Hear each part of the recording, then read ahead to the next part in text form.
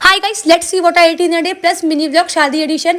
तो मैंने सुबह में खाया था कचौड़ी और सब्जी। फिर खाने के बाद मैं निकल जाती हूँ बनारस के लिए, क्योंकि मेरे मामा की बेटी की शादी थी। फिर मैंने रास्ते में खाया था जिसमें था टिकिया और चाय।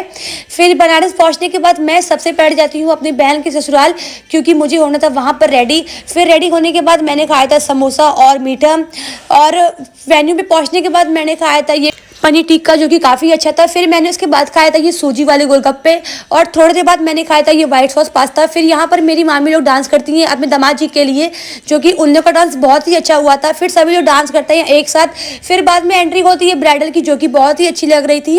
और ग्रूम और ब्राइडल एक दूसरे को वरमाला पहनाते हैं। वरमाला पहनाने के बाद जो ब्राइडल थी वो उनका आरती करती है ग्रूम का।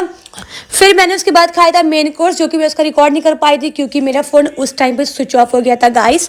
फिर यहाँ पर सभी लोग डांस कर रहे थे अंदर एक साथ में, और यहाँ पर लड़की वाले थे वो लड़के का जूता लेकर भाग गए थे, मतलब ग्रूम का, उसके लिए लड़ाई हो रहा था।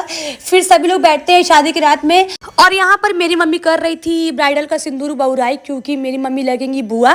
फिर यहाँ पर हो रहा था उसके बाद 7 फेरे। और गाइस मुझे उस टाइम पर बहुत जोर की नींद आ रही थी, क्योंकि उस समय हो जाता 5:30 और हो जाता है विदाई का टाइम। उस टाइम पर मेरी मामी अपनी बेटी के लिए बहुत रो रही थी, मेरे मामा भी रो रहे थे, सभी लोग रो रहे थे ब्राइडल के लिए।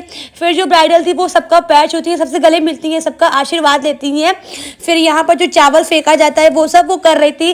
फिर सभी लोग उनको गाड़ी के पास लेकर जाते हैं, सबसे वो थोड़ा मोड़ा बात करती हैं, फिर सबको बाय कहकर वो अपने घर चली जाती हैं।